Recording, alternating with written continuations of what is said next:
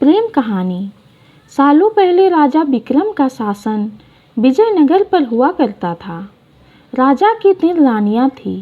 राजा विक्रम अपनी तीनों पत्नियों में से सबसे ज़्यादा प्यार अपनी पहली पत्नी को करता था, क्योंकि वह बहुत सुंदर थी। उनकी सुंदरता के कारण राजा दूसरी और तीसरी पत्नी पर ध्यान नहीं दे पाता था। वह अपनी दूसरी पत्नी को दोस्त मानता था और तीसरी पत्नी पर बिल्कुल ध्यान नहीं देता था। इधर राजा की तीसरी पत्नी उससे बेहद प्रेम करती थी, लेकिन राजा विक्रम को तीसरी रानी का प्यार कभी दिखाई ही नहीं दिया। वह हरदम अपनी पहली रानी के साथ ही व्यस्त रहता था।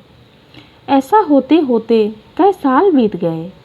रोज तीसरी रानी इसी उम्मीद में रहती कि राजा आज उसके पास आएंगे, आज वह कुछ प्रेम भरी बातें करेंगे, लेकिन ऐसा कभी कुछ नहीं हुआ।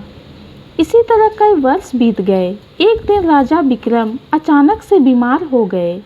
उनकी हालत बहुत गंभीर थी।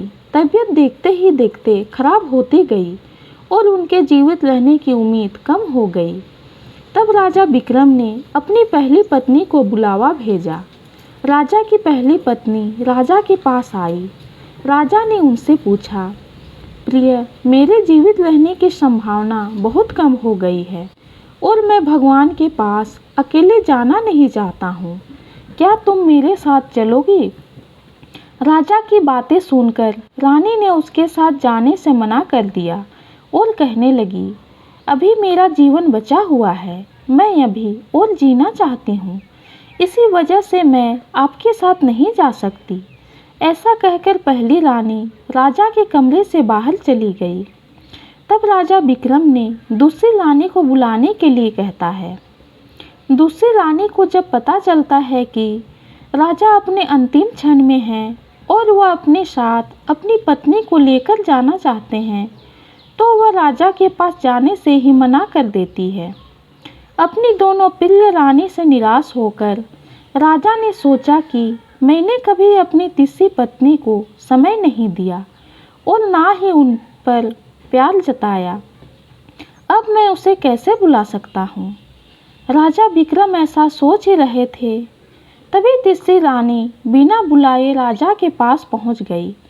तीसरी रानी को राजा की इच्छा पहले ही पता चल गया था, इसलिए वह सीधे राजा से कहती है, स्वामी, मैं आपके साथ चलने के लिए तैयार हूँ।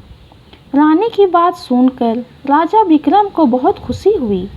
साथ ही उन्हें यह निराशा हुई कि उसने सारी जिंदगी रानी से ठीक तरह से प्यार नहीं जताया, लेकिन यही मुझसे सबसे ज़्यादा प्रेम करती है।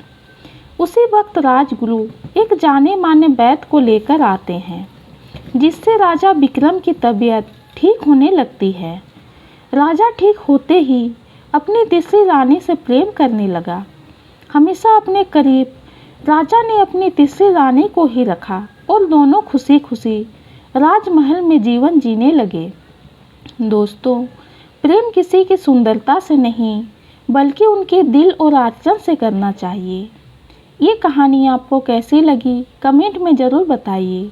कहानी पसंद आई हो तो चैनल को लाइक और सब्सक्राइब कीजिए। कहानी सुनने के लिए आपका बहुत बहुत धन्यवाद।